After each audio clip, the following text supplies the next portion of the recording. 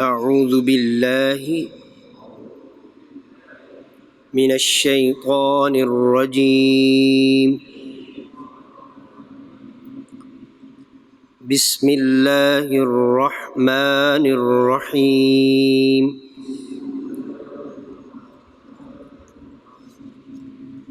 الف با تا ثا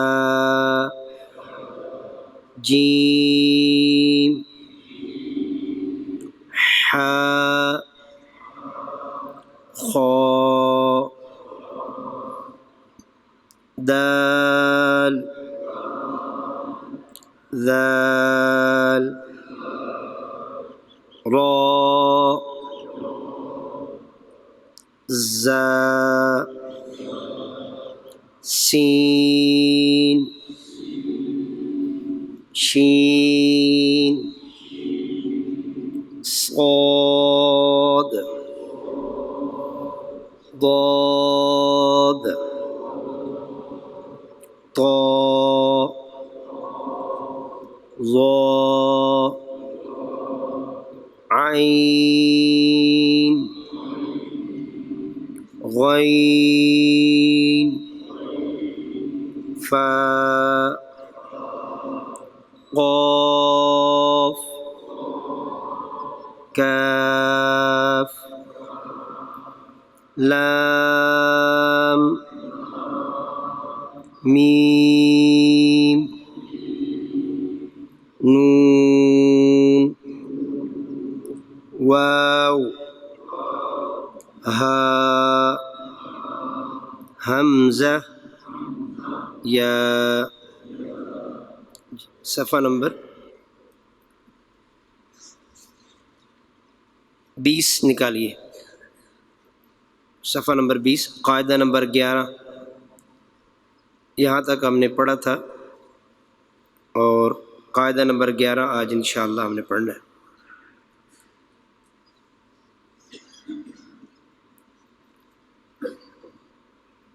مشق ہے تشدید کی. جس حرف پر شد آ جائے اسے ذرا دیر کر کے پڑھتے ہیں دبا کے اور پہلے والے حرف کو شد والے کے ساتھ ملا دیتے ہیں. حمزہ زبر با اب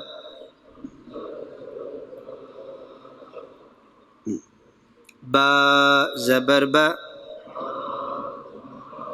اب با حمزہ پیش با اب با زبر با اب با حمزہ زیر با اب با زبر با اب با. اب تینوں حرکتیں ایک الف کے اوپر لکھی ہوئی ہیں تو جگہ کم تھی اس لیے. اب با اب با اب با. اگلا لفظ ہے اس کے اوپر صرف ایک حرکت پڑھی جائے گی باقی دونوں نہیں آتی قرآن مجید میں. یہاں پر زیادہ لکھی ہوئی. حمزہ زبر واو او واو زبر و او و. قرآن مجید میں ایک ہی آئے گی باقی دونوں نہیں ہیں. ان کا ہجہ نہیں بنتا. اگر بنائیں گے تو پھر معنی کون سا بنے گا یہ بھی معلوم نہیں تو لہٰذا اس کو چھوڑ دیں گے.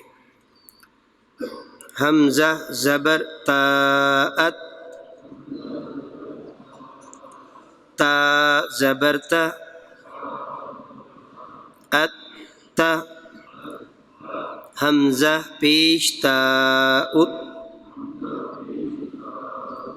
تا زبر یہ ثا ہے. حمزہ زبر ثا ات ثا زبر ثا ات ثا حمزہ پیش ثا ات ثا زبر ثا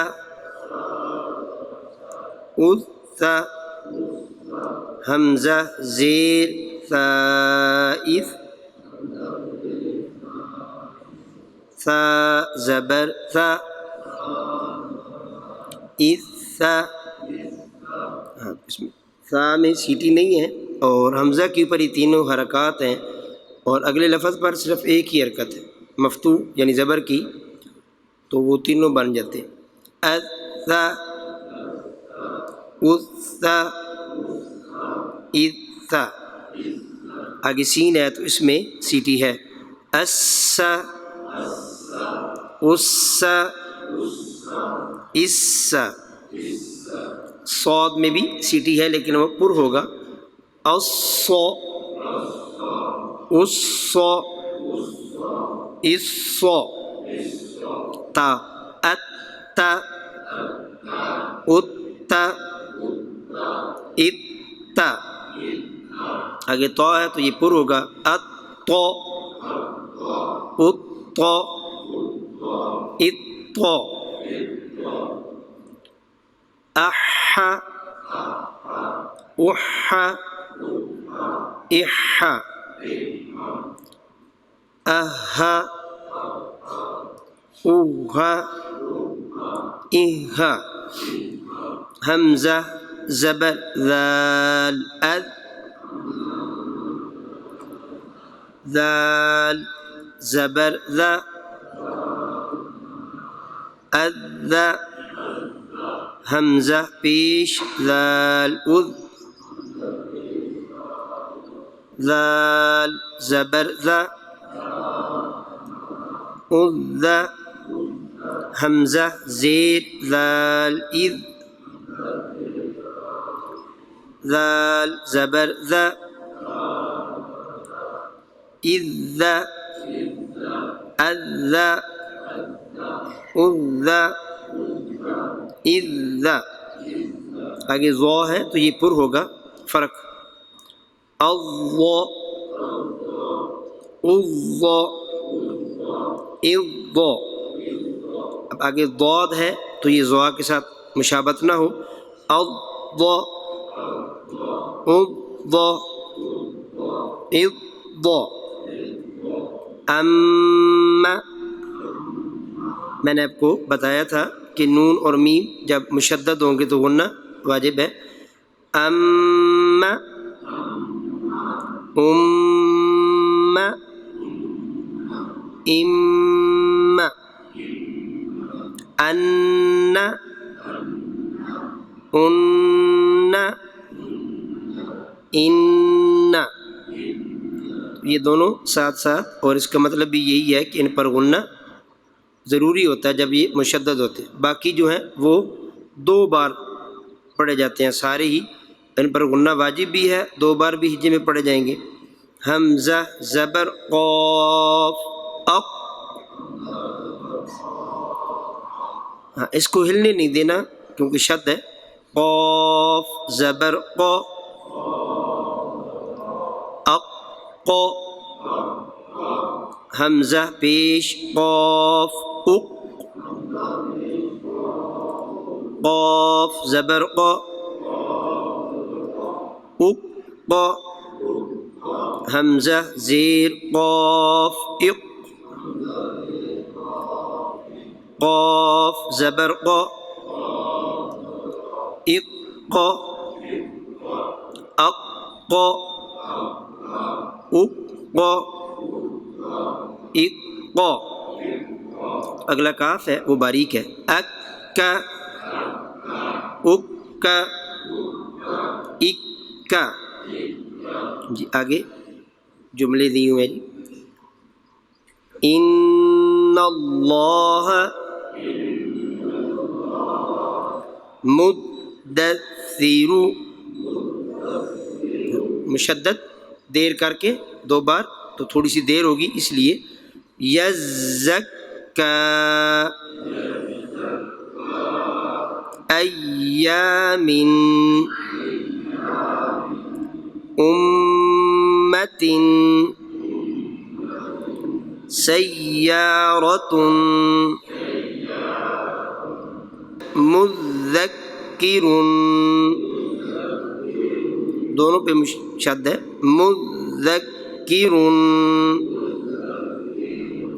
صدق، سلم، مزمل، تو میم پہ غنہ کریں گے، مشدد ہو گئی، مزمل، والتین احط،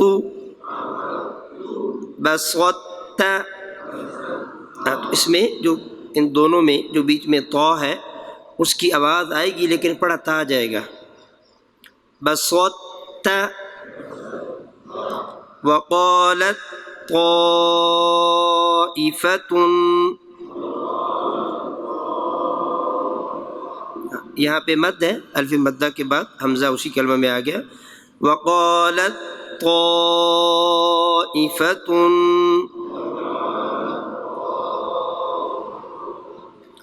نخلقکم، جی یہ قاف جو ہے وہ دوسرے میں مدغم ہو جائے گا، نخلقکم، اگلا لفظ ہے میم کے نیچے زیر، من اللہ،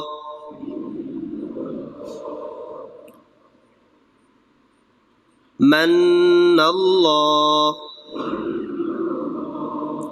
قاعدہ نمبر 12 ادغام یرملون ساکن کے احکام میں، میم زبر نون، من، ادغام یرملون کا قاعدہ آپ کو میں نے عرض کیا تھا کہ نون ساکن اور تنوین کے بعد یرملون آ جائیں گے تو غنہ کر کے پڑھیں گے۔ اب یہ نون جو ہے یہ ہجے کے اندر نہیں پڑھا جائے گا، ویسے اس نون کی وجہ سے غنہ ہوگا، تو شد آ گئی ہے تو شد والے لفظ سے میم کو ملا دیا جائے گا، میم زبر یا، میں، یا زبر سین، یس، میں، یس، میم زبر ما، میں، یسمع، عین پیش عو، میں یسمع، میں یفعل، من ربهم، من ماء، یا مد ہے اوپر المدہ تو من ماء، فمن لم، من وال، میم کو واو کے ساتھ، من وال، من نصیر، نصیر والا جو نون ہے اس کے اوپر شد، من نصیر،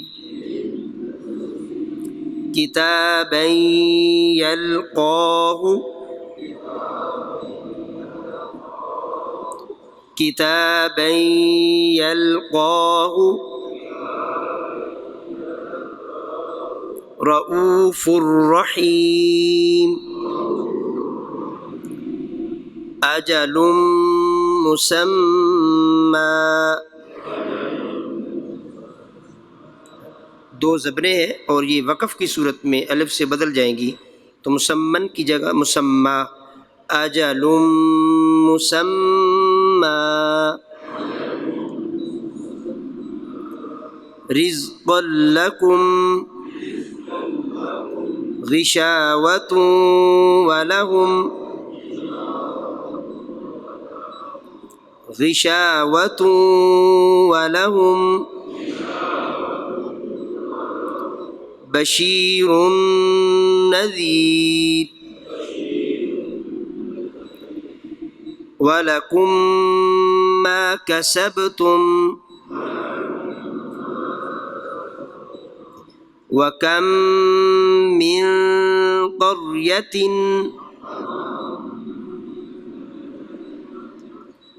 وهم مهتدون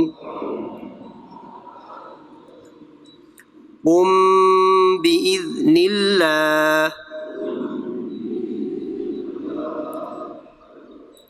يعتصم بالله بعضكم ببعض.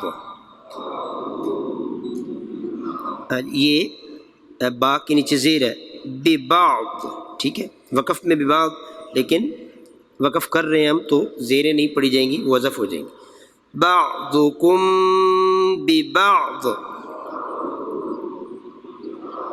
والامر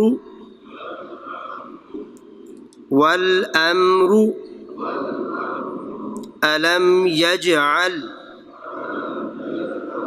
جیم کے اوپر اس کو ساکن کر کے کلکلا کرتے ہوئے عین کے اوپر زبر ہوگی. الم یجعل، الم نشرح، بنیان، صنوان. قاعدہ نمبر 13، ادغام کی مزید اقسام. یہ مثلین، متجانسین اور متقاربین.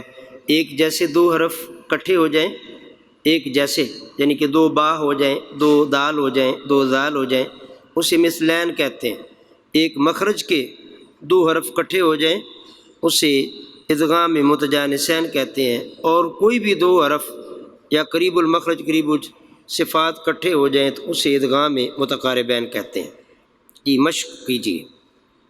یہاں پہ زال ہے اور پہلا زال جو ہے وہ ساکن ہے، پیش نہیں ہے، دوسرے زال کے ساتھ اس کو ملائیں گے.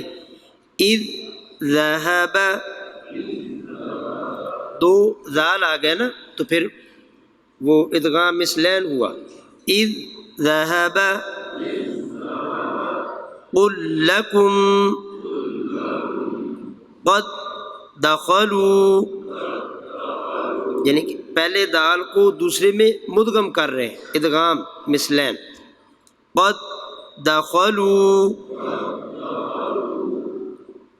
قد تبین، یہاں پہ دال اور تا کٹھے ہو گئے تو مخرج ان کا ایک ہے تو یہ متجانسین. قد تبین اذ ظلموا، اذ ظلموا وجدتم نخلقكم قل ربي من رسول من لدن. تو نون اور لام آپس میں مل رہے ہیں تو یہ قریب المخرج ہے، اس لیے ادغام متقاربین. من لدن. جی حروف مقطعات، قاعدہ نمبر 14 مشق. یہ قرآن مجید فرقان حمید کی کچھ صورتیں ایسی ہیں کہ ان کے شروع میں یہ کلمات لکھے ہوتے ہیں، انہیں حروف مقطعات کہتے ہیں. صاد،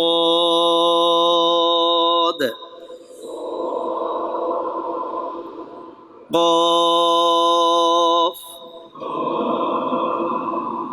نون، طه، یاسین، طاسین، حامیم، الف لام را. جی مد کر کے پھر را. الف لام را. الف لام میم ہے تو میم کو جب لام کے ساتھ ملائیں گے شد کی وجہ سے تو غنہ کر کے پھر میم پڑھیں گے. الف لام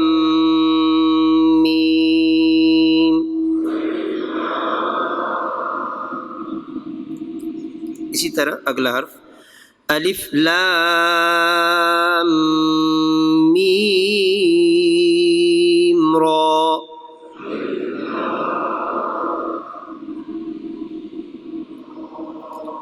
حامیم عین سین قاف،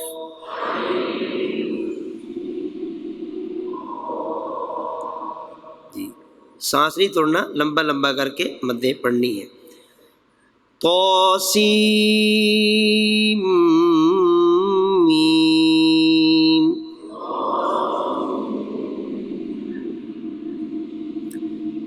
الف لام میم صاد،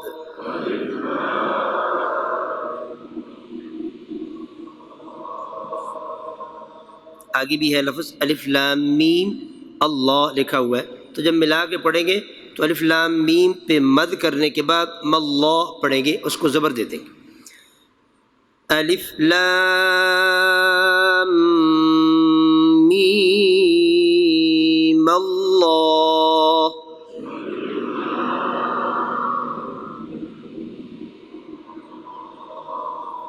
ملانے کی صورت میں زبر دیں گے، اور اس وجہ سے کہ اس میں جلالت کی وجہ ہے. بزرگ فرما رہے ہیں کہ جو آخری حرکت ہے وہ بھی پڑھاتے جائیں، لیکن میں نے آپ کو عرض کی کہ وقف جو ہے وہ وقف کی صورت میں آخری حرکت اس کو ساکن کر دیا جائے گا، لیکن میں پڑھاتا ہوں آپ، ٹھیک ہے، کیونکہ آج جو ہے ہمارا قاعدہ مکمل ہو جانا ہے، تو اس میں ہمیں وقف کی صورت بھی آنی چاہیے کہ وقف کی صورت میں ساکن ہو جاتا ہے اور دو زبر کی تنوین ہو تو الف سے بدل جاتا ہے. باقی میں کوشش کرتا ہوں کہ دونوں طرح آپ کو پڑھا دیے جائے. الف لام میم اللہ،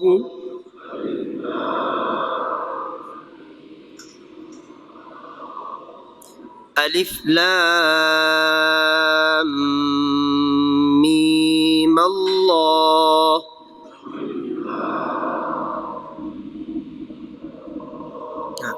یہ دونوں طرح میں نے آپ کو پڑھا. کاف ہا یا عین صاد،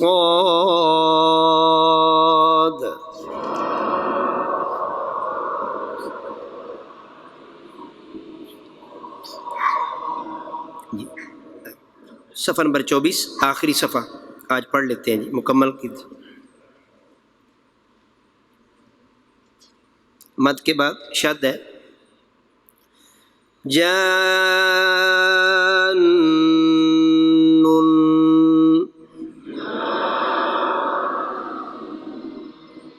اس کا جوڑ جیم زبر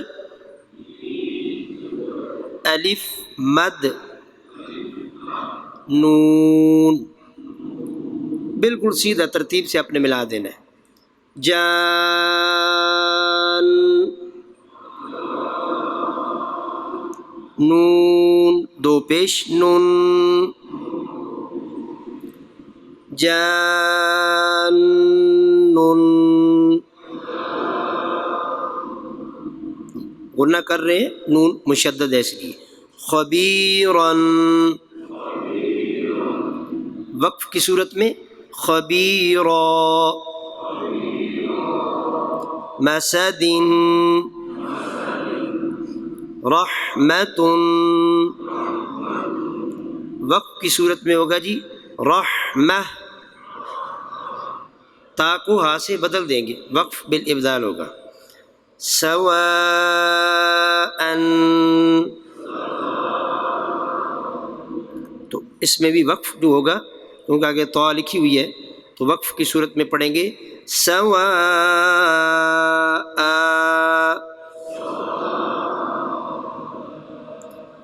مفر، جی آگے ہے جی میم کے نیچے زیر دینی ہے. منکم، انفسکم، ان میں پہلے ہی ساکن ہے. الآخرۃ، الآخرة البيان البيان الغاشية الحافرة الجحيم الجحيم الكافرون الواقعة الخائنین.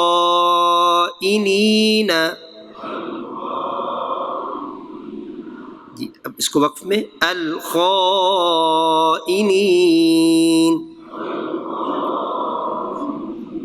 الفجرۃ،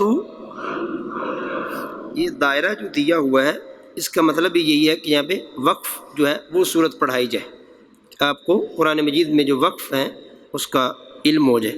وہ پتہ چل گیا نا کہ آخری حرکت پڑھیں گے تو وہ پھر اعادہ کرنا پڑے گا. اگر وقف کر دیں گے پھر ہم آگے پڑھ سکتے ہیں. العالمین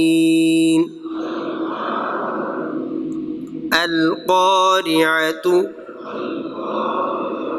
الیمین المعارج الہدی والتین الثاقب یوم الدین الذکر. اس کو ساکن میں را بریک رہے گا.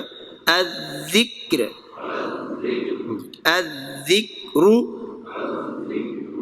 والروح الزکاة والسابحات والشیاطین. شین کے اوپر زبر اور یا کے اوپر کھڑی زبر ہے. والشیاطین وقف ہوگا والشیاطین. والصبح والضحى الطارق قوم الظالمین. اللہ والنہار. سفر کی دعا پڑھ لیجیے. سبحان الذی سخر لنا هذا وما كنا له مقرنين وإنا إلى ربنا لمنقلبون. ہماری نماز جنازہ میں نابالغ لڑکی کی میت کے لیے دعا اور نابالغ لڑکی کی میت کے لیے دعا رہ گئی تھی. پھر ہمارا قاعدہ مکمل ہو جائے گا. پڑھ لیجئے لڑکی کی دعا. اللہم اجعل لنا فرطا واجعله لنا اجرا وزخرا واجعله لنا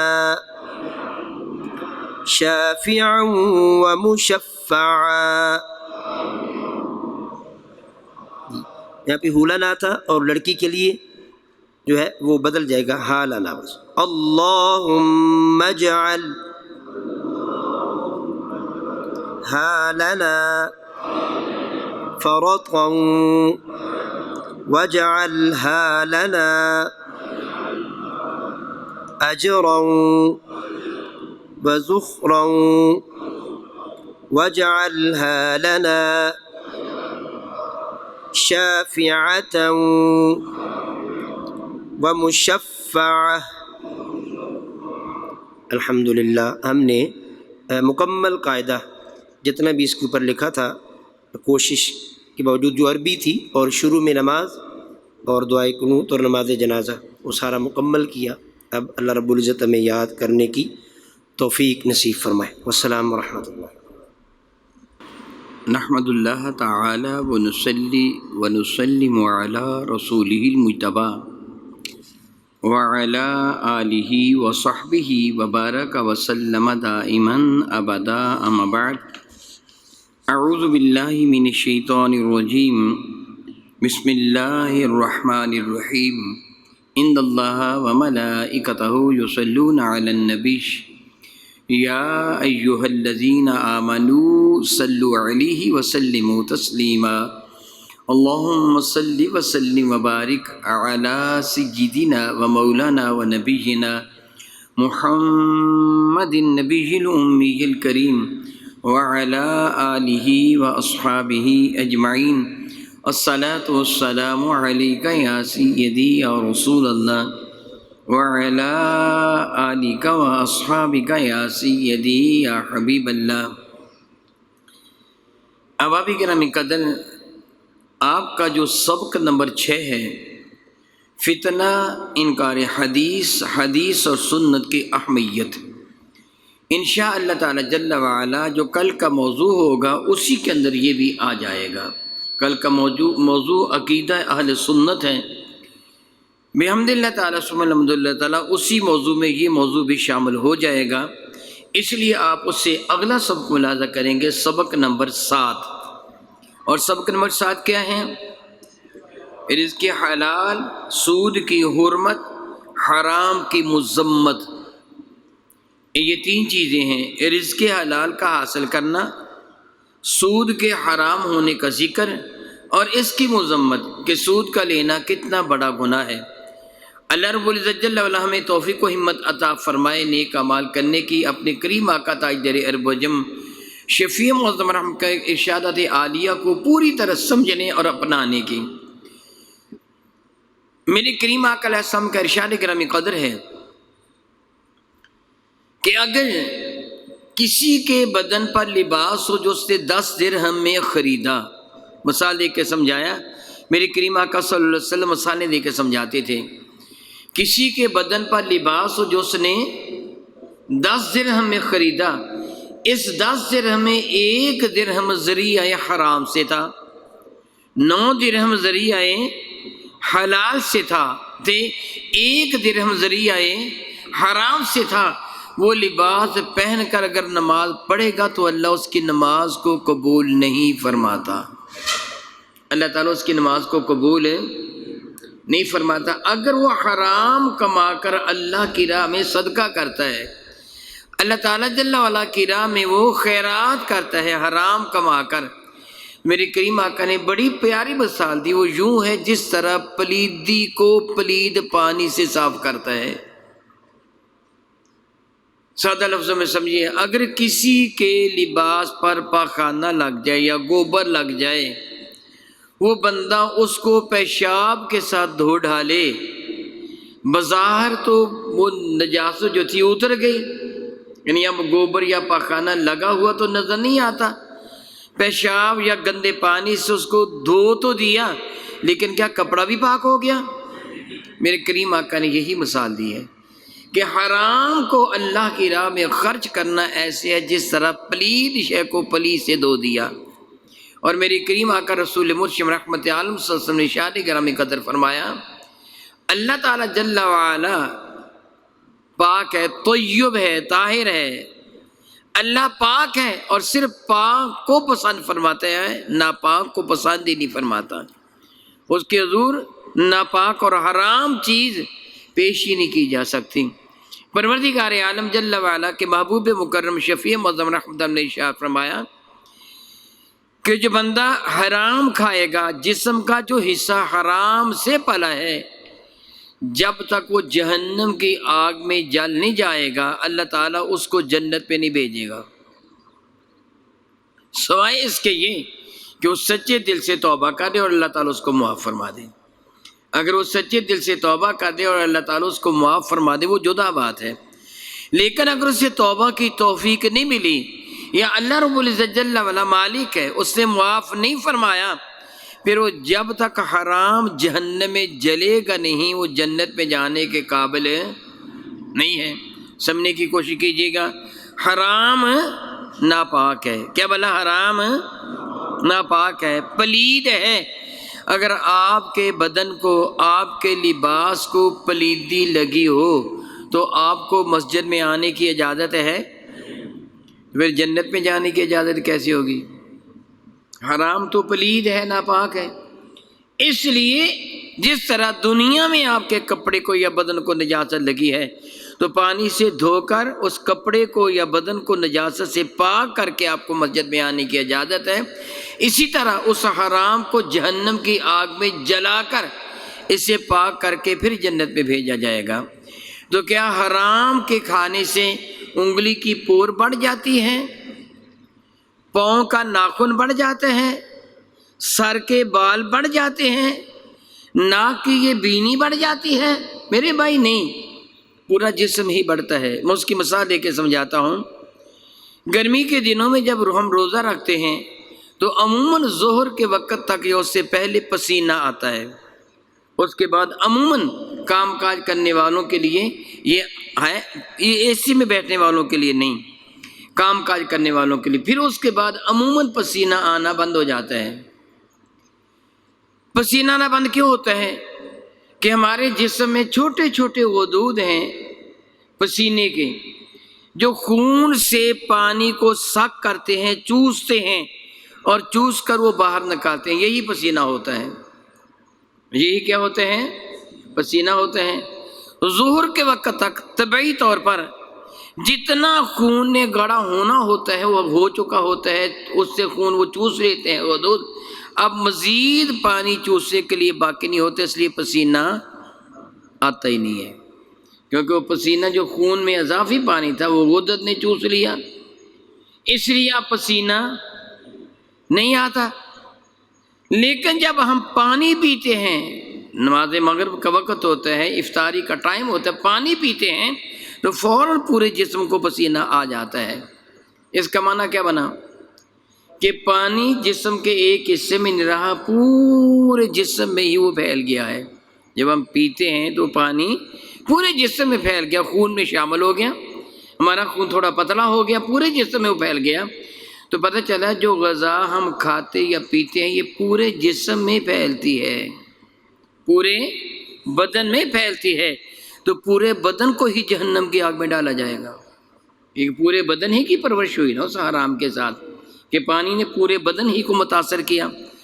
اب اگر حلال پانی ہے تو حلال نے متاثر کیا، حرام پانی ہے تو حرام نے متاثر کیا۔ زہر کھانے والے کا اثر پورے بدن پر ہو جاتا ہے، یعنی جو ہم خوراک کھاتے ہیں پورے بدن پر اثر کرتی ہے، اس لیے اس کے سارے بدن کو جہنم میں ڈالا جائے گا۔ کب تک ڈالا جائے گا؟ جب تک وہ حرام ختم نہیں ہو جاتا۔ اس لیے اپنے آپ کو جہنم کی آگ سے بچانے کے لیے ضروری ہے کہ اپنے آپ کو حرام سے بچائیے۔ جہنم کی آگ سے بچانے کے لیے ضروری ہے کہ اپنے آپ کو حرام سے بچائیے۔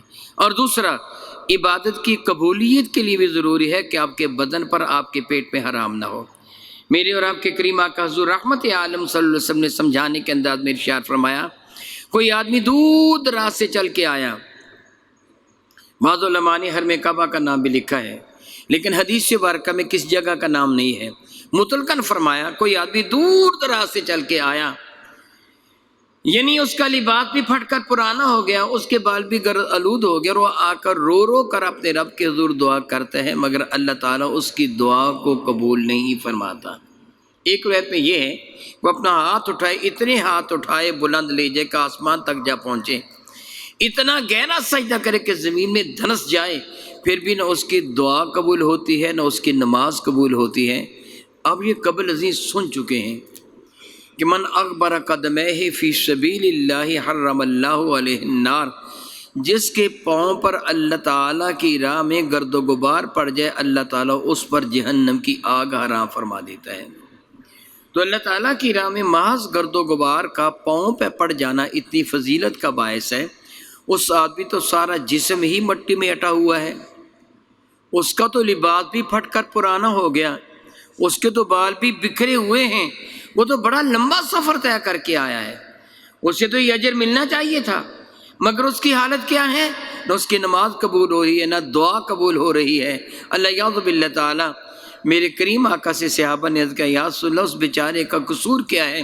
میرے کریم نے فرمایا اس کے بدن پر حرام ہے، اس کے پیٹ میں حرام ہے، حرام کو اللہ قبول نہیں فرماتا۔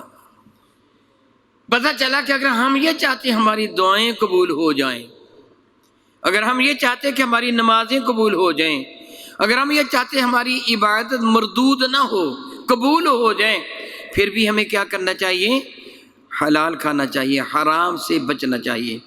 ایک اور حدیث مبارکہ میں عرض کر دیتا ہوں، میرے کریم آقا رسول عربی شفیع معظم رحمت عالم کے ارشاد گرامی قدر ہے، جو شخص اپنی اولاد کو حرام کھلاتا ہے، الیاذ باللہ تعالیٰ ثم الیاذ باللہ تعالیٰ، وہ ان کو جہنم کی آگ کے انگارے کھلاتا ہے۔ جو ان کے لیے حرام چھوڑ کے جاتا، مر گیا، حرام مال چھوڑ کے چلا گیا، وہ اپنی اولاد کے لیے جہنم کی آگ کے انگارے چھوڑ کے گیا ہے۔ میں آپ سے سوال کرتا ہوں کہ اگر آپ اپنی اولاد سے محبت کرتے ہیں جس طرح ہم کرتے ہیں اظہار اس بات کا، ایک بندہ رشوت لیتا ہے، چور بازاری کرتا ہے، ظلم کرتا ہے، میں نے پہلے کیا کہا؟ ظلم کرتا ہے۔ یاد رکھیں رشوت اور ظلم میں فرق ہوتا ہے، رشوت اور ہے، ظلم اور ہے۔ میں اس کی تھوڑی سی وضاحت بھی کر دیتا ہوں، پھر میں آیات کریمہ کو میں آپ کے سامنے تلاوت کروں گا اور ان کا ترجمہ عرض کروں گا۔ یہ باتیں پہلے تھوڑی سی سمجھ لیجئے۔ رشوت اور ظلم میں فرق کیا ہے؟ اگر کوئی شے آپ کا حق ہے، آپ اسے حاصل کرنا چاہتے ہیں، لیکن خرچ کیے بغیر یا سفارش کیے بغیر وہ چیز آپ کو ملتی نہیں ہے۔ سادہ سے لفظوں میں، آپ ملازم ہیں کسی محکمے میں اور آپ کی تنخواہ ملتی ہے اور آپ کو ہر ماہ مقررہ تاریخ میں ملنی چاہیے، میں مثال دے رہا ہوں، مقررہ تاریخ میں وہ تنخواہ ملنی چاہیے، مگر آپ کلرک کے پاس جاتے ہو، کہتے ہیں میں بل پاس نہیں کروں گا، میں آپ کی تنخواہ نہیں دوں گا، کچھ نہ کچھ مجھے بھی دو۔ اگر آپ اسے 100 200 400 روپے دے دیں تو اسی وقت بل پاس ہو جاتا ہے، آپ کی تنخواہ آپ کے اکاؤنٹ میں آ جاتی ہے، وہ سود دیگر نہیں آتی۔ اب آپ نے جو اسے رقم دی ہے وہ اپنا حق لینے کے لیے دی ہے کہ دوسرے کا حق لینے کے لیے؟ اپنا حق لینے کے لیے۔ اس کو رشوت نہیں کہا جائے گا۔ کیا بھلے اس کو رشوت ہے؟ بلکہ یہ ظلم ہے۔ لینے والا ظالم ہے، دینے والا مظلوم ہے، دینے والا گناہ گار نہیں ہے، لینے والا ڈبل گناہ گار ہے، اس سے زیادتی کی ہے، ظلم کی ہے۔ حق آپ کا نہیں بنتا، حق دوسرے کا بنتا ہے، مگر آپ سفارش کر کے یا پیسے خرچ کر کے اس کی بجائے حق اس کا آپ لے لیتے ہیں، یہ رشوت ہے۔ الراشی، رشوت دینے والا۔ راشی کسے کہتے ہیں؟ ہم اس کو بالکل الٹ پڑھتے ہیں، راشی رشوت لینے والے کے لیے کہتے ہیں، وہ بندہ بڑا راشی ہے۔ راشی کا معنی کیا ہے؟ فاعل ہے یہ۔ الراشی والمرتشی والرائش، رشوت دینے والا، رشوت لینے والا، درمیان میں دلال بننے والا، کلہم فی النار، میرے نبی فرماتے سارے کے سارے جہنم میں جائیں گے۔ اب راشی، رشوت دینے والا جہنم میں پہلے کیوں جائے گا؟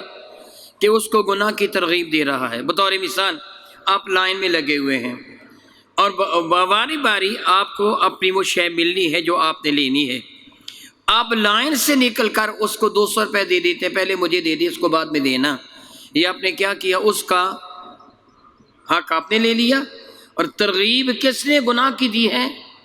آپ نے۔ اس کو 200 روپیہ آپ نے دیا کہ پہلے مجھے، اس کو رہنے دے، ابھی پہلے مجھے دے دی، اس کو بعد دینا۔ ملنا اسے بھی ہے، آپ کو ملنا ہے، مگر آپ نے پیسے دے کر اس کا حق لے لیا، تو اب آپ نے گناہ کی ترغیب دی ہے۔ آپ پہلے گناہ گار ہوئے، لینے والا بعد میں گناہ گار ہوا۔ اگر درمیان میں کوئی دلال ہے کہ میں پیسے دے کر پہلے آپ کا کام کروا دیتا ہوں، وہ بھی گناہ گار۔ اب سارے کے سارے گناہ گار۔ الراشی والمرتشی والرائش، خواہ یہ رشوت وہ سفارش کی شکل میں ہو، خواہ وہ رشوت روپے پیسے کی شکل میں ہو، خواہ محض عزت کی وجہ سے ہو، کسی کا حق مارنا حرام اور ناجائز ہے۔ کسی کا حق نہ ہو، حق آپ کا ہو، تو پھر وہ رشوت نہیں بلکہ ظلم ہے۔ میری بات آپ کی سمجھ میں آئی ہے تو الحمدللہ، نہیں آئی تو کوئی بھی شخص کھڑا ہو کر سوال کر سکتا ہے، میں دوبارہ وضاحت کر دوں گا۔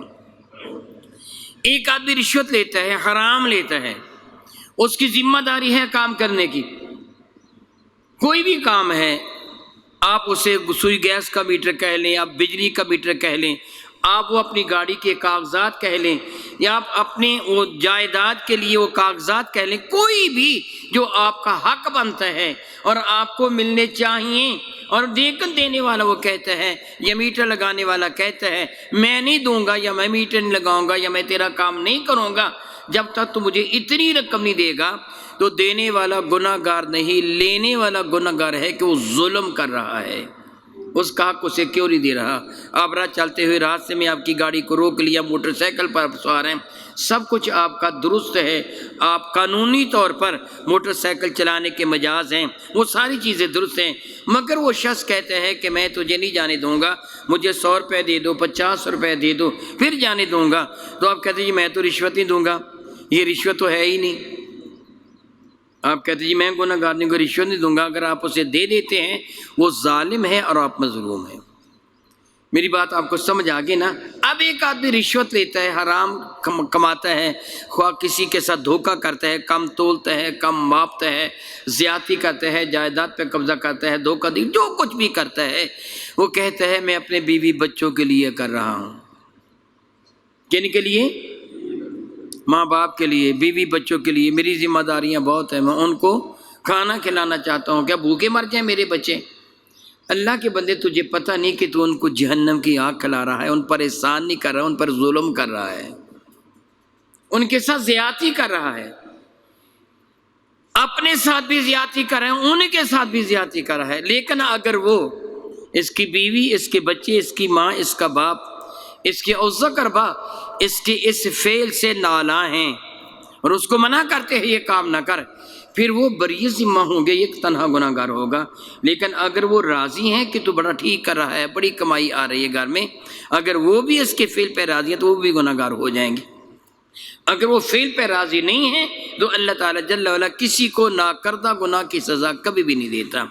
رب ذوالجلال ارشاد گرام قدر فرماتے ہیں قرآن مجید فرقان حمید میں، سماعت کیجئے، اعوذ باللہ من الشیطان الرجیم، بسم اللہ الرحمن الرحیم، وَلَا تَأْكُلُوا أَمْوَالَكُمْ بَيْنَكُمْ بِالْبَاطِلِ، وَلَا اور نہ تَأْكُلُوا کھاؤ، یہ مجازن کہا گیا ہے، روپے پیسے کھائے نہیں جاتے، استعمال کیے جاتے ہیں، خواہ وہ لباس کی شکل میں استعمال کرے کہ لباس اس کا خریدا ہے، خواہ وہ خوراک کی شکل میں، خواہ وہ اپنا گھر بنانے کی شکل میں، گاڑی خریدنے کی شکل میں، جائیداد کی شکل میں، اصطلاحاً کھانا ہی کہتے ہیں۔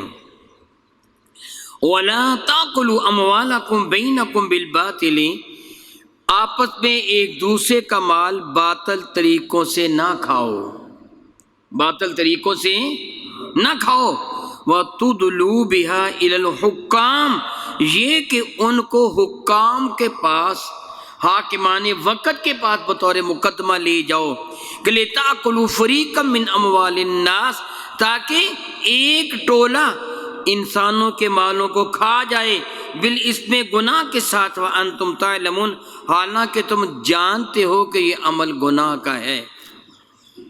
میں دعوتاً، میرے سامنے قرآن کریم کھلا پڑا ہے، میں دعوتاً یہ بات کہتا ہوں، اگر پاکستان کی عوام اس بات پر ہی عمل کر لے تو شاید 50 یا 85% مقدمے ختم ہو جائیں کہ میں کسی کا مال نہیں کھاؤں گا، میرا حق ہے صرف میں وہ لوں گا، میں کسی اور کا حق نہیں لوں گا۔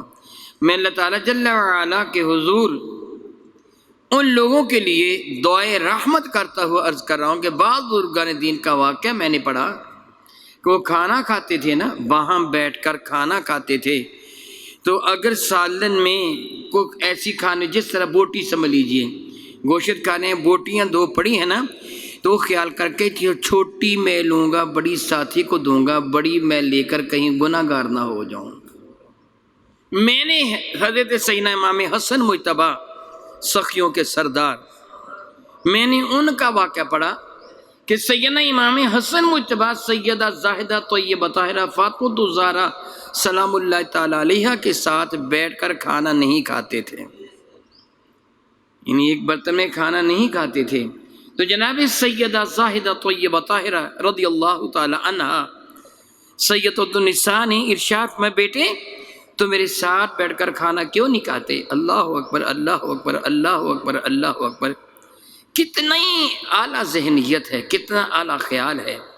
فرمانے لگے، یعنی عرض کرنے لگے، میں فرمانے کا نا ماں کو عرض کیا جاتا ہے، عرض کرنے لگے اما جان صرف اس لیے کھانا نہیں کھاتا، سوچتا ہوں کہ شاید وہ چیز آپ کو پسند ہو، مثلا سالن میں کوئی شے ہے، وہ کدو شیف ہے، وہ آلو ہے، وہ کچھ چیز جز ہے نا، وہ آپ کو پسند ہو اور میں لقمے میں وہ اٹھا لوں اور آپ کا جی چاہتا میں لوں، آپ کے بجائے میں اٹھا لوں تو میں کہیں گناہ گار نہ ہو جاؤں۔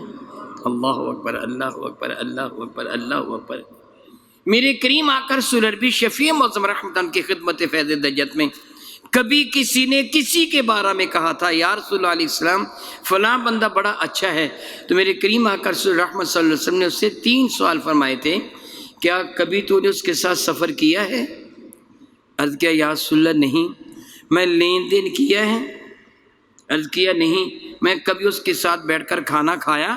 عرض کیا نہیں۔ میں پھر تجھے کیسے پتہ چلا وہ بندہ اچھا ہے؟ پھر کیسے پتہ چلا؟ آپ نا بس کی سیٹ پر یا گاڑی کی سیٹ، ریل گاڑی کی سیٹ پر بیٹھ کر کہیں سفر کریں، بعض اوقات آپ کا ساتھی ایسا ہوگا جو پنجابی میں کہ چوڑا ہو کے بیٹھنا ہے، وہ سیٹ کو بہت زیادہ آپ کے لیے بہت تھوڑی جگہ چھوڑے گا اور آپ کا ذرا خیال نہیں کرے گا کہ یہ بھی ایک انسان ہے، یہ بھی میرے ساتھ بیٹھا ہے۔ اسی طرح کھانا کھانا چاہے گا تو زیادہ اپنی طرف سمیٹ لے گا، لین دین کرے گا تو جھوٹ اور مکاری سے کام لے گا۔ اللہ تعالیٰ ہمیں معاف فرمائے۔ یہ تو میں نے بزرگوں کے واقعہ در کیا، اللہ تعالیٰ ان پہ بے شمار رحمت نازل فرمائے۔ اتنی احتیاط برتتے تھے، بلکہ میں نے غالباً تذکرۃ الاولیاء میں پڑھا ہے یا حضور داتا صاحب کی کتاب میں پڑھا ہے، بعض بزرگان دن اکٹھے بیٹھ کے کھانا کھاتے تھے نا، اکٹھے بیٹھ کے کھانا کھاتے تھے تو دوسرا ساتھی باتیں کرتا تو دیر کے لیے لقمہ نیچے رکھ دیتے، لقمہ نہیں اٹھاتے تھے، کہیں اس سے زیادہ میں نہ کھا جاؤں، اس کا حصہ میں نہ کہیں زیادہ کھا جاؤں۔ اس قدر حالانکہ یہ عمل مباح ہے، یہ گناہ نہیں ہے کہ لقمہ کو زیادہ لگا لے کو کم لقمہ، گناہ نہیں ہے، لیکن ان کی احتیاط کا عالم کیا تھا کہ وہ کبھی ایسے نہ کرتے تھے، چاہتے تھے کہ میرا ساتھی مجھ سے زیادہ کھا لے، میں اپنے ساتھی کو دوں تو اعلیٰ دوں۔ یہی ایمان ہے نا۔ میرے کریم آقا کا کیا ارشاد گرامی کہتا ہے، مسلمان کون ہے جو اپنے مسلمان بھائی کے لیے وہی پسند کرے جو اپنے لیے پسند کرتا ہے، تو جو اسے اپنے لیے پسند ہے وہ اپنے مسلمان بھائی کے لیے دے۔ الحمدللہ تعالیٰ اہل عرب بعض اوقات اس بات پر بڑی اچھی طرح عمل کرتے ہیں، ان کے ساتھ بیٹھ کر کھانا کھانے تو وہ لقمے توڑ توڑ کر آپ کے سامنے رکھیں گے، گوشت توڑ توڑ کر آپ کے سامنے، ہڈی نکالیں گے، گوشت توڑ توڑ کے آپ کے سامنے رکھیں گے، آپ کھائیں۔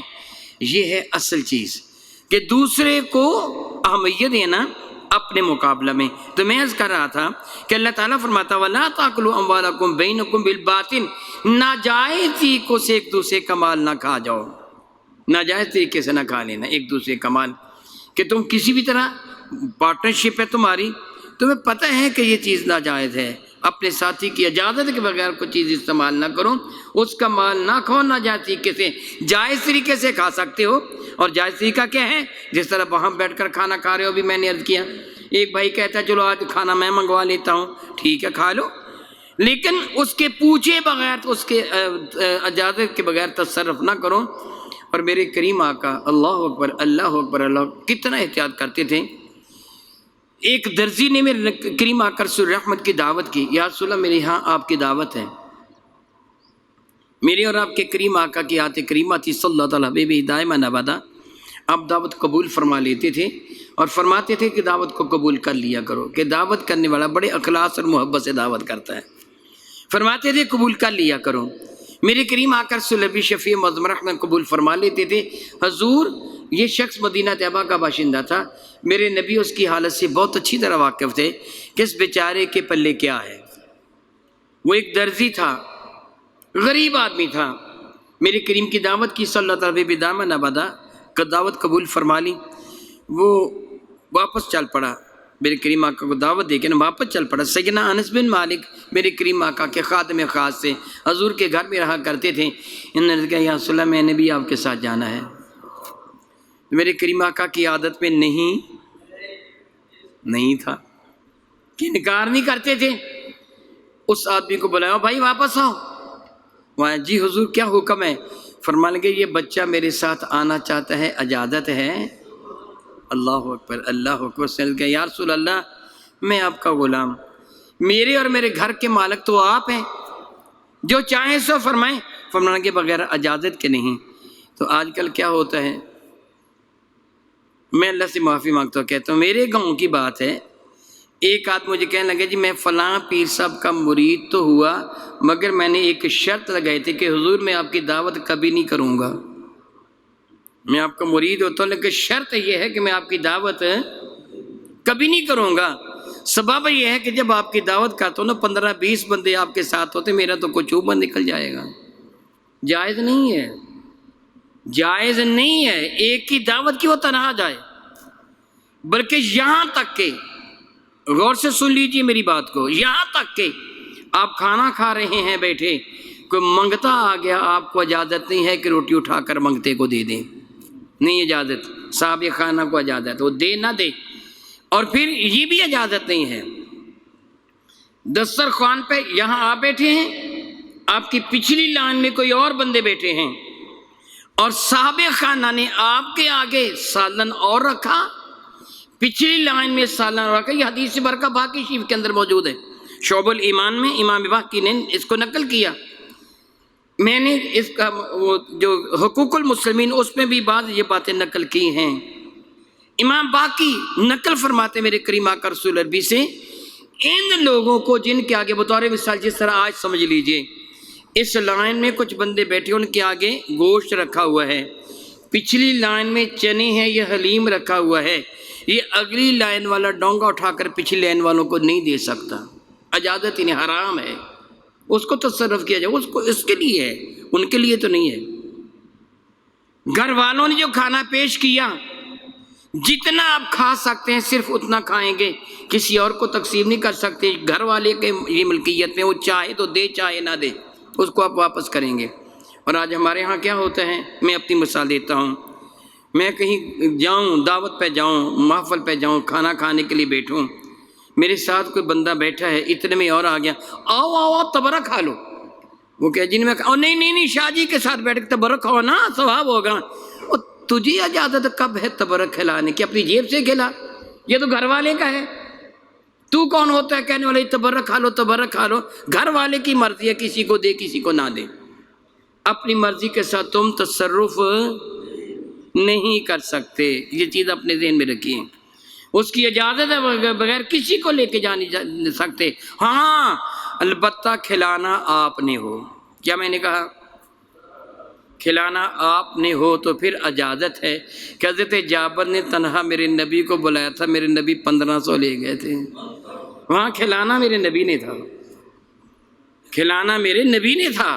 اگر تم نے کھلانا ہو تو جتنوں کو چاہے لے جاؤ، لیکن اگر ایسے نہیں تو کسی کو اپنے ساتھ بھی لے جاؤ، یہ بھی ناجائز ہے۔ میرا اللہ فرماتا ہے کھانا نہ کھاؤ، وَلَا تَأْكُلُوا أَمْوَالَكُمْ بَيْنَكُمْ بِالْبَاطِلِ، ناجائز طریقے سے نہ کھانا، وَتُدْلُوا بِهَا إِلَى الْحُكَّامِ، اور مقدمات لے جاؤ حکام وقت کے پاس، لِتَأْكُلُوا فَرِيقًا مِنْ أَمْوَالِ النَّاسِ، تاکہ دوسروں لوگوں کا مال تم ناجائز طریقے سے کھا جاؤ، بِالْإِثْمِ گناہ کے ساتھ، وَأَنْتُمْ تَعْلَمُونَ، حالانکہ تم جانتے ہو، یوں نہ کرو برباد ہو جاؤ گے۔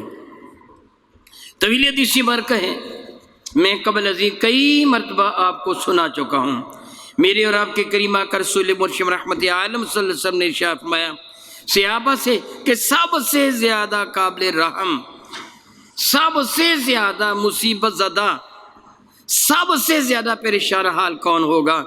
تو صحابہ کرام نے کیا کہ اللہ اور اس کا رسول جانتے ہیں، مگر ہم یہ سمجھتے ہیں جس کے پاس ایک وقت کا کھانا بھی نہیں ہے، سر چھپانے کو کٹیا نہیں ہے، وہ بندہ کہ جس کو پروردگار عالم جل مجد الکریم نے اچھا لباس بھی عطا نہیں فرمایا، وہ بیچارہ بڑا ہی غریب ہے، قابل رحم۔ فرمانے کہ نہیں، وہ جو قیامت کے بارگاہ رب العزت میں آئے گا اس کے پاس نیکیوں کا انبار ہوگا۔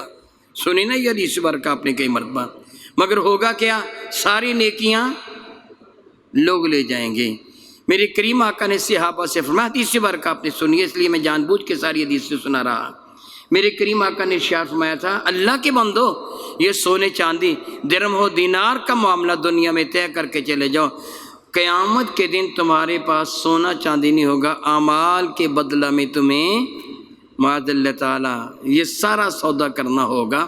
شامی شیخ پہ یہ لکھا ہے، علامہ شامی نے تحریر فرمایا، 3 درہم کے بدلہ میں 700 مقبول نمازیں دے دی جائے گی۔ 3 درہم کے بدلہ میں نمازیں میں بھی پڑھتا ہوں اور آپ بھی پڑھتے ہیں لیکن پتہ نہیں قبول ہے کہ نہیں۔ 700 مقبول نمازیں 3 درہم کے بدلے میں دے دی جائیں گی۔ وہ میرے بھائی تو کسی کی رقم دبا کر، کسی پہ ظلم کر کے، کسی کی رقم چھین کر، ظلم کر کے حرام طریقے سے کماتا ہے تو یاد رکھ تو اپنا سخت نقصان کر رہا ہے، اپنی نیکیاں اس کو دے رہا ہے، اس کے گناہ اپنے پلڑے میں لے رہا ہے۔ اپنے آپ کو برباد نہ کر۔ اسی طرح یہ تو مطلقاً ہر حرام کے لیے تھا، جو بھی حرام ہے جس انداز سے بھی حرام ہے اس کے لیے تھا، اور سود کے لیے رب کائنات جل مجدہ نے خصوصی طور پر کچھ ارشاد فرمایا، سماعت کر لیجیے گا۔ میرا کریم پروردگار ارشاد فرماتے ہیں، بسم اللہ الرحمن الرحیم، سورہ بقرہ شریفہ اور 275 نمبر آیہ مبارکہ۔ میرا اللہ ارشاد گرامی قدر فرماتے ہیں، الذین یأکلون الربا، وہ لوگ جو ربا سود کھاتے ہیں، لا یقومون، وہ قیامت کے دن کھڑے نہیں ہو سکیں گے، الا، مگر اس طرح، کما یقوم الذی، جس طرح کھڑا ہوتا ہے وہ شخص، یتخبطہ الشیطان من المس، جس کو شیطان نے چھو کر خبطی کر دیا، پاگل کر دیا۔ ذالک، یہ سزا ان کو کیوں ملی؟ اس جملے کو پہلے سمجھ لیجئے۔ میرا اللہ ارشاد فرماتا ہے، جو لوگ سود استعمال کرتے ہیں وہ قیامت کے دن کھڑے نہیں ہو سکیں گے مگر اس طرح جس طرح وہ پاگل کھڑا ہوتا ہے جس کو جن چمٹا ہوا ہو، مجنون ہو، جن نے مس کر کے اس کو پاگل خبطی کر دیا، وہ لڑکھڑاتا ہے، کبھی ادھر گرتا ہے کبھی ادھر گرتا ہے۔ میں نے حدیث مبارکہ پڑھی، علماء کرام جانتے ہیں اس حدیث مبارکہ کو۔ میرے کریم آقا رسول اللہ فرماتے کہ میں نے ملکوت السماوات کی سیر کرتے ہوئے ایک منظر دیکھا، کچھ لوگ ہیں جن کے پیٹ بہت بڑے بڑے ہیں اور زمین پر گرے ہوئے ہیں۔ میں نے ان کو دیکھا کہ ان کے پیٹ اوپر کی جو کھال تھی وہ تن جانے کی وجہ سے اتنی شفاف تھی کہ اندر کا منظر نظر آ رہا تھا، اور ان کے پیٹ میں آنتڑیاں نظر نہیں آ رہی تھی، سانپ اور بچھو نظر آ رہے تھے۔ میرے کریم فرماتے وہ پڑے تھے، تڑپ رہے تھے، کرا رہے تھے، شدت درد کی وجہ سے حالت غیر تھی۔ میرے کریم آقا رسول رحمت فرماتے صلی اللہ علیہ وسلم، اتنے میں نے ایک منظر دیکھا، ایک سیاہ آندھی کی طرح کچھ لوگ آ رہے ہیں، رنگ ان کے سیاہ ہیں، چہرے ان کے بگڑے ہوئے ہیں۔ یاد رکھیں کافروں کا یہ چہرہ باقی نہیں رہنے دیا جاتا، یہ عزت والا چہرہ ہے۔ میرا اور آپ کا جو چہرہ اللہ نے ہمیں عطا فرمائی عزت والا چہرہ ہے، کافروں کے چہرے یہ باقی نہیں رہنے دیے جاتے، بگاڑ دیے جاتے ہیں۔ چہرے بگڑے ہوئے تھے، رنگ سیاہ تھا، حالت غیر تھی، اندھے تھے، شاید بہرے بھی تھے، چلا رہے تھے جس طرح جانور چلاتے ہیں، وہ معاذ اللہ جس طرح گائے بھیل کے حلق سے آواز نکلتی ہے، چیخ رہے تھے، چلا رہے تھے۔ ان کے پیچھے اللہ کے فرشتے تھے جن کے ہاتھوں میں کوڑے پکڑے ہوئے تھے، ان کو بے تحاشا مار رہے تھے، اور وہ اندھا دھند دوڑے ہوئے آ رہے تھے، بڑی تعداد میں تھے، 10 12 15 بڑی تعداد میں تھے۔ جب ان لوگوں نے دیکھا جو نیچے پڑے ہوئے، جن کا ذکر میں پہلے کر چکا ہوں، جن کے پیٹ بڑے بڑے تھے، انہوں نے دیکھ لیا کہ وہ آ رہے ہیں، انہوں نے اٹھنے کی کوشش کی مگر ان کے پیٹوں نے انہیں، کھڑے ہوتے تو گر پڑتے، اتنے میں وہ آ گئے، ان کے اوپر چڑھ آئے اور ان کو رونتے ہوئے جس طرح معاذ اللہ تعالیٰ اللہ جانور کسی کو رونتے ہیں، کھروں سے کچلتے ہوئے رونتے ہوئے وہ آگے بڑھ گئے، اور ان کی حالت کیا ہو گئی؟ ان کے پیٹ پھٹ گئے، ان کی آنتڑیاں منہ کے راستے سے، پخانے کے راستے سے باہر نکل آئیں، خون میں یہ لتھڑ پتڑ گئے، حالت ان کی غیر ہو گئی، تڑپنے لگے۔ جب وہ ان کے اوپر سے گزر کے گئے تو ان کی حالت بڑی ہی غیر تھی، وہ گزر کے چلے گئے۔ اللہ تعالیٰ قدرت دیکھے، تھوڑی دیر کے بعد اللہ تعالیٰ نے ان کو پہلے جیسے پھر بنا دیا، پھر پیٹ صحیح ہو گئے، بڑے بڑے ہو گئے وغیرہ وغیرہ۔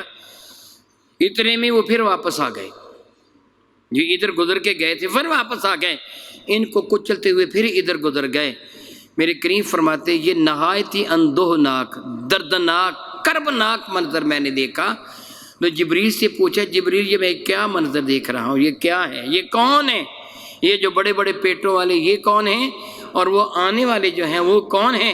جبریل نے کہا یا رسول اللہ یہ جو پڑے ہوئے نا بڑے بڑے پیٹوں والے یہ سود کھانے والے ہیں۔ کون ہے یہ کھڑے نہیں ہو سکیں گے۔ میرا اللہ فرماتے ہیں لا یقومون، کھڑے نہیں ہو سکیں گے، الا کما یقوم الذی یتخبطہ الشیطان من المس، مگر پاگلوں کی طرح جس کو شیطان نے مس کیا۔ یا رسول اللہ یہ سود کھانے والے ہیں، اور وہ جو کالی آندھی کی طرح جو بگڑے ہوئے چہروں والے، جو درندے نما، جو بھاگے ہوئے آتے ہیں، یا رسول اللہ وہ فرعون کی قوم ہے جن کو صبح و شام جہنم پہ پیش کیا جاتا ہے، ان کا یہی حشر ہوتا رہے گا۔ اللہ یعوذ باللہ تعالیٰ۔ آپ ایسی بات پسند کرتے ہیں؟ اب اگلا جملہ پڑھیے، اللہ تعالیٰ کا ارشاد گرامی قدر، ذالک بانہم، یہ کھڑے نہ ہونے کی سزا، کہ وہ کھڑے نہیں ہو سکیں گے مگر جس طرح وہ شیطان کا مس کردہ بندہ کھڑا ہوتا ہے۔ ذالک، یہ جو سزا ہے، بانہم، ان کے لیے اس لیے ہے کہ قالو، وہ کہا کرتے تھے، انما البیع مثل الربا، کہ یہ خرید و فروخت بھی سود کی طرح، سود بھی ایک کاروبار ہے۔ آج کہتے ہیں کہ نہیں، کہہ دو نا، حوصلہ کرو نا، آپ کو پکڑیں گے نہیں، مجھے پکڑیں گے تو کہتے ہیں کہ نہیں، سود بھی ایک کاروبار ہے، ہم انویسٹمنٹ کرتے ہیں، رقم جمع کرواتے ہیں، وہ کاروبار کرتے ہیں، اس کا نفع میں دیتے ہیں۔ میرا اللہ فرماتا ہے یہ سزا اس جملے کی ہے کہ جو انہوں نے کہا کہ سود بھی ایک کاروبار ہے، حالانکہ وَحَلَّ اللَّهُ الْبَيْعَ وَحَرَّمَ الرِّبَا، انہوں نے کتنی بڑی جرت کی، اللہ نے بے کو حلال قرار دیا، سود کو حرام قرار دیا، انہوں نے جس کو اللہ نے حرام کہا تو اس کو حلال کہہ دیا، جس کو حلال تھا اس کو حرام کہہ دیا، سود کو بے کو سود، حالانکہ بے حلال ہے، سود انہوں نے خلط ملط کر کے رکھ دیا۔ اللہ تعالیٰ ان کو اس جملے کی سزا دے گا۔ الیاذ باللہ تعالیٰ ثم الیاذ باللہ تعالیٰ۔ میرا اللہ ارشاد فرماتے ہیں فمن جاءہ موعظۃ من ربہ، سبحان اللہ تعالیٰ وبحمدہ، میرے نبی کے صدقہ سے میرا اللہ کتنا کریم ہے۔ ارشاد فرما رہا ہے فمن جاءہ موعظۃ، تو جس کسی کے پاس یہ نصیحت آ جائے کہ سود حرام ہے، جسے اس بات کا پتہ چل جائے، موعظۃ موعظۃ من ربہ، اس کے رب کی جانب سے یہ نصیحت والا پیغام آ جائے، فانتہا، پھر اس سے وہ منع ہو جائے، رک جائیں، فلہ ما قد سلف، سبحان اللہ جو پہلے ہو چکا ہے میرا اللہ فرماتا ہے میں معاف کر دوں گا۔ اسے یہ نہیں کہا سارا سود کر واپس، کتنا کریم ہے میرا اللہ، میرے نبی کے صدقہ سے میرے نبی کی امت پر، میں جو ہو چکا ہے وہ معاف، لیکن اب آئندہ نہیں کرنا۔ وَأَمْرُهُ إِلَى اللَّهِ، اب اس کا کام رب کائنات جل وعلا کے سپرد ہے۔ لیکن وَمَنْ عَادَ، جس نے اس چیز سے مطلع ہونے کے بعد بھی کہ سود حرام ہے، عادہ کیا، لوٹا پلٹا، یہ فعل کیا، فَأُولَئِكَ أَصْحَابُ النَّارِ، یہی لوگ ہیں جو جہنم میں داخل کیے جانے کے لائق ہیں، ہم فیہا خالدون، لفظ معنی اس کا یہ بنتا ہے وہ ہمیشہ ہمیشہ جہنم میں رہیں گے۔ علماء نے اس کا ترجمہ کیا وہ ایک دراز عرصہ تک جہنم میں رہیں گے۔ علماء نے اس کی شرح بھی بیان فرمایا، جو سود کو حلال کہے گا وہ ہمیشہ جہنم میں رہے گا، جب اس نے اللہ تعالیٰ کے حرام کردہ کو حلال کہا اور نص قطعی کا انکار کیا۔ لیکن جو سود کو حرام بھی کہتا ہے، استعمال بھی کرتا ہے، وہ عرصہ دراز تک جہنم میں رہے گا۔ اور گناہ کتنا ہے؟ امام باقی نے شعب الایمان میں 2 روایتیں نقل کی ہیں، اور صاحب مشکات نے بھی ان روایتوں کو نقل کیا کہ سود کھانے والے کا عالم کیا ہے۔ میرے کریم نے ارشاد فرمایا کہ سود کے 70 درجے ہیں۔ کتنے بلا؟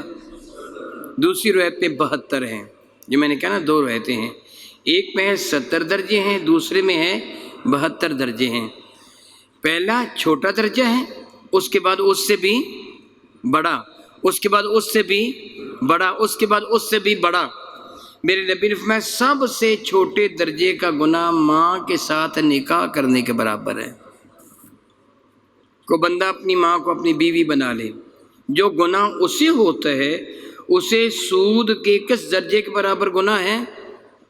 سب سے چھوٹے، تو جو 72واں درجہ ہے اس کا گناہ کتنا ہوگا؟ خود اندازہ کی لیجیے۔ اللہ یعوذ باللہ تعالیٰ، میرا اللہ ارشاد فرماتا ہے جل مجد الکریم، یمحق اللہ الربا ویربی الصدقات، اللہ تعالیٰ سود کو مٹاتا ہے، معاف فرماتا ہے، لیکن صدقات میں اضافہ فرماتا ہے۔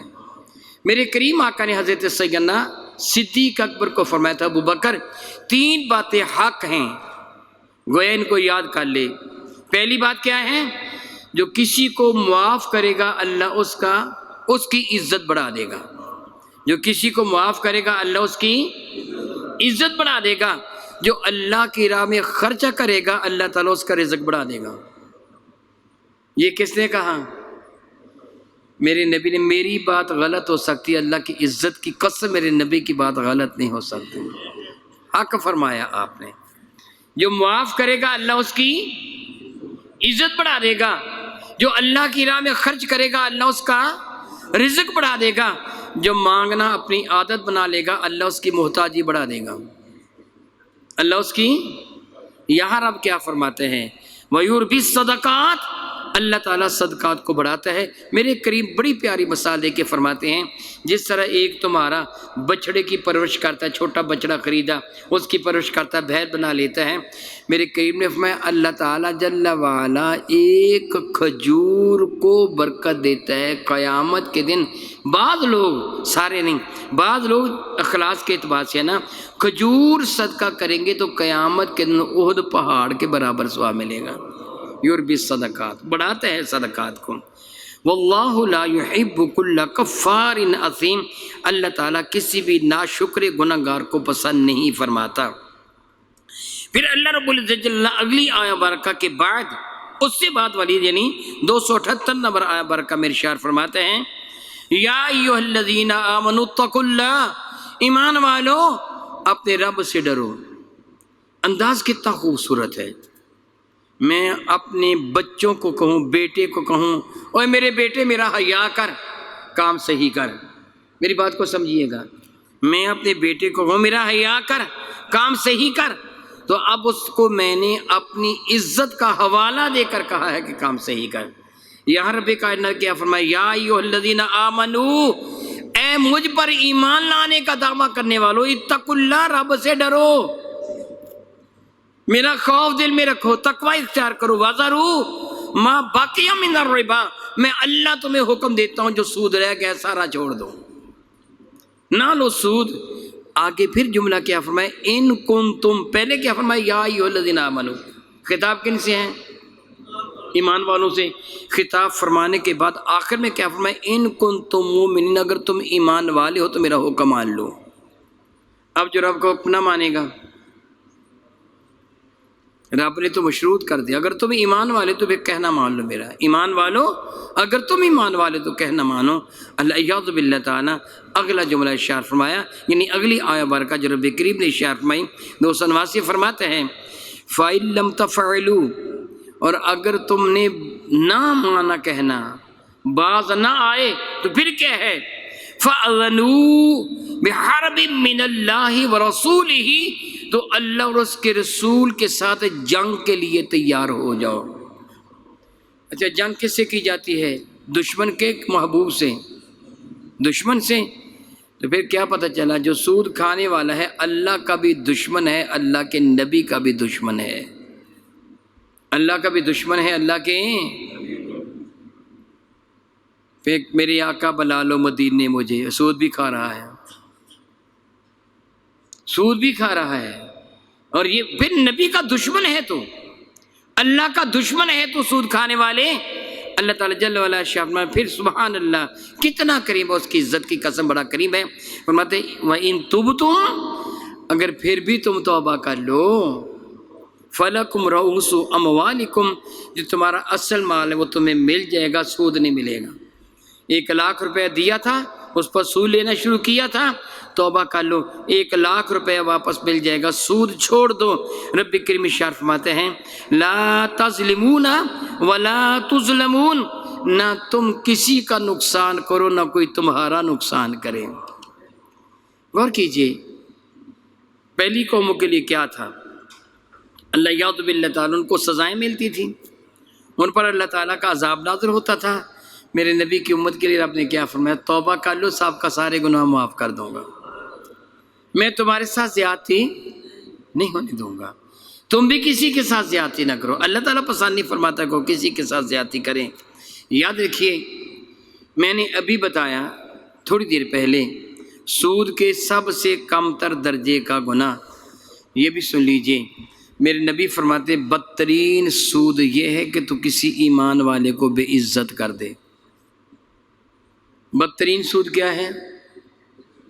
کسی ایمان والے کی عزت سے کھیلے، تو کسی ایمان والے کو بے عزت کریں، سوچ اللہ کے حضور تجھے کتنی عزت میسر ہے، اللہ نے تجھے کتنی عظمت عطا فرمائی ہے کہ میرے نبی نے کتنی سختی کے ساتھ منع کیا کہ خبردار خبردار کسی ایمان والے کو بے عزت نہ کرنا۔ بہت عزت والے میرے بزرگوں، میرے بھائیوں، ایک تو وہ حرام ہے کہ جو ابھی آپ نے سنا، ناجائز طریقے سے کسی بھی ناجائز طریقے سے کسی کا مال کھانا، خواہ وہ کم تول کر ہو خواہ کم ماپ کر ہو۔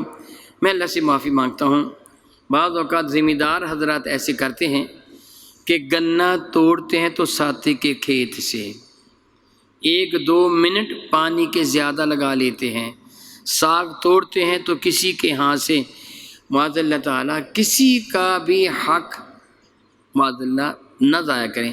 میرے کریم آقا کی اعلیٰ تربیت کیا تھی، حضور کسی سے قرض لیتے نا تو بعض اوقات میرے نبی اپنی طرف سے اضافی طور پر عطا فرما دیتے، کیا بنا؟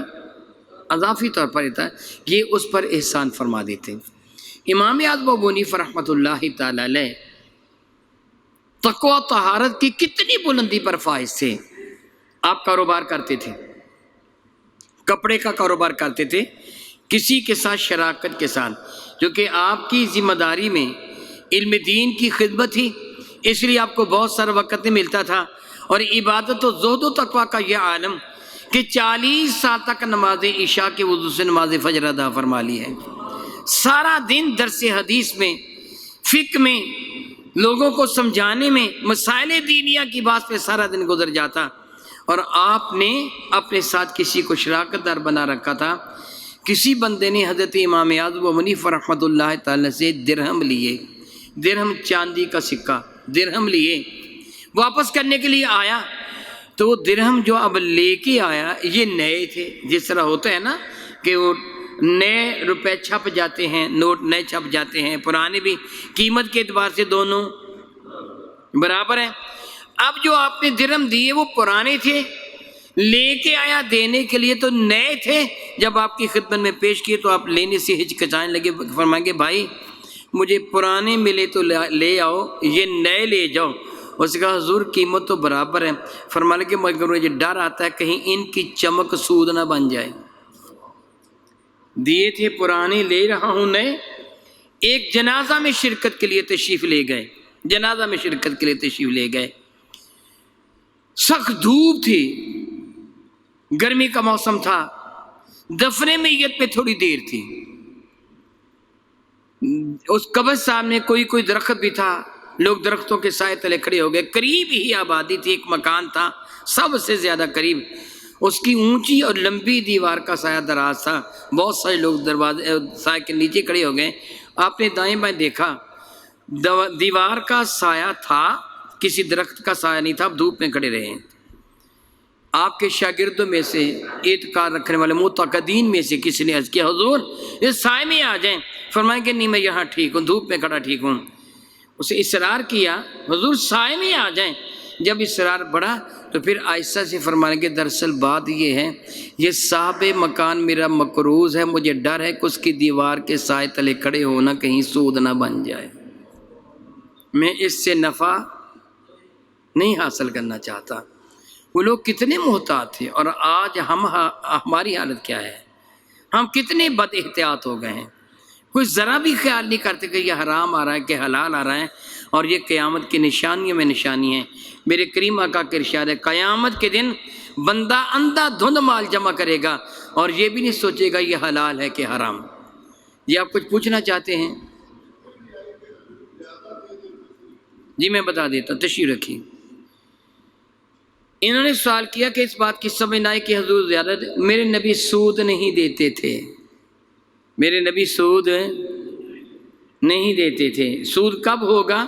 جب تعین کیا جائے گا کہ جب واپس کرے گا زیادہ دے گا۔ اگر آپ نے کسی سے کوئی شے لی ہے، آپ نے وہ شے اس کو واپس کر دی، کو تحفہ بھی دے دیا، تو یہ سود۔ میں آپ کو مثال دیتا ہوں، آپ ایسے کرتے ہیں لیکن آپ کو یاد نہیں ہے، آپ ایسے کرتے ہیں مگر آپ کو یاد نہیں ہے۔ آپ کے بیٹے کی شادی تھی، آپ کی بہن نے آپ کے بیٹے کو دیا 1000 روپیہ، اب آپ کی بیٹی کی شادی ہے، بہن کی بیٹی کی، آپ کتنا دیتے ہیں؟ جی یہ سود تو نہیں ہوتا؟ آپ بھی دیتے ہیں، اور یہ اضافی رقم ہوتی ہے، یہ ایک بات سے احسان ہوتا ہے۔ میرے نبی تو احسان فرماتے تھے نا، آپ تو لینے کے لیے دیتے ہیں نا، میرے نبی کے لیے منع تھا، میرے اللہ نے فرمایا تھا کہ اس طرح احسان نہ کرو کثرت کے نیت سے، مجھے بھی دے گا، آپ تو دینے والے ہیں۔ میرے کریم آقا احسان فرماتے تھے کہ تو نے میرے ساتھ بھلائی کا سلوک کیا، میں تیرے ساتھ زیادہ نیکی کروں۔ الحمدللہ تعالیٰ پوری امت مل کر بھی میرے کریم آقا پر ذرا برابر احسان نہیں کر سکتی، ساری امت پر میرے نبی کا احسان ہے۔ اب کسی کے ممنون احسان نہیں ہوتے تھے، پوچھنا چاہتے ہیں پوچھ لیں۔ جی تشریف رکھیے گا، تشریف رکھیے گا۔ اچھا کہ انہوں نے بھی سوال کیا، میں چاہتا تو تھوڑی دیر پہلے میں گفتگو ختم کر دیتا تاکہ آپ کو سوالات کا موقع مل جاتا۔ انہوں نے سوال کیا کہ سود جو لوگ لیتے ہیں ان کے گھر سے کھانا کھانا کیسا ہے؟ اللہ تعالیٰ علماء کرام پر بے شمار رحمت نازل فرمائے، بہت رحمت نازل فرمائے، بڑی محنت کی انہوں نے ہمارے لیے اصول دین وضع کرنے میں۔ انہوں نے یہ ارشاد فرمایا کہ جس آدمی کے حلال و حرام میں اخلاط و ملا جلا ہو، اس کے گھر میں حرام بھی ہے حلال بھی ہے، تو اس کے گھر سے کھانا کھانا جائز ہے۔ جس کی ساری کمائی حرام پر مشتمل ہے، تنہا سود نہیں، وہ گانا گاتا ہے، وہ ناچتا ہے، ڈھول بجاتا ہے، شراب بیچتا ہے، حرام چیزیں فروخت کرتا ہے، جس کی ساری کمائی حرام پر مشتمل ہو، اس کے گھر سے کھانا کھانا جائز نہیں ہے۔ جس کی کمائی ملی جلی ہو، حرام بھی ہے حلال بھی ہے، اس کے گھر سے کھانا کھانا جائز ہے۔ میں ایک سادہ سی مثال دوں گا، سارے کافر بیٹھے ہوں، کیا بلا ان کو السلام علیکم کہنا منع ہے، ایک مسلمان وہاں بیٹھا ہو تو اس کی نیت کر کے سلام کہہ دی۔ میری بات کی سمجھ آئی؟ اسی طرح یہ ذہن میں رکھے کہ اس کے گھر میں حلال بھی تو ہے نا، چیز وہ حرام نہیں ہوتی، اس کا فعل حرام ہوتا ہے نا۔ وہ روپیہ تو ناپاک نہیں ہوا جو سود کے ساتھ کر لیا ہے، بلکہ وہ فعل حرام ہے، فی جن سے ہی یہ رقم حرام نہیں ہے۔ اس لیے اگر وہ حلال اور حرام دونوں چیزیں اس کے گھر میں ہیں تو کھانا کھا سکتے ہیں، اس کے ساتھ تعلق منقطع نہ کریں۔ ہاں البتہ تم جانتے ہو کہ میں اگر ناراض ہو جاؤں گا تو یہ بندہ سیدھا ہو جائے گا، پھر ناراض ہو جائیں۔ بطور مثال میں کسی کے ساتھ میرے ساتھ وہ میرا دوست ہے، میں کہتا ہے یار میں آپ کے گھر نہیں آیا کروں گا، میں تیرے سے کھانا بھی نہیں کھاؤں گا، میرا تیرے ساتھ تعلق بھی نہیں ہے، وہ کہے شاہ جی کیوں؟ میں کہوں تو سود لیتا ہے، وہ کہے جی میں توبہ کر تو نہیں سود لوں گا، تو ٹھیک ہے۔ اگر میں اس طرح سلوک کروں کہ اس کو سیدھی راہ پہ لانے کے لیے ایسا بائیکاٹ کروں تو نجات نہیں، وگرنہ شرعاً اس کی ضرورت نہیں ہے۔ بات سمجھ آ گئی آپ کو؟ اللہ تعالیٰ مجھے اور آپ کو ہمیشہ نیک اعمال کی توفیق دے۔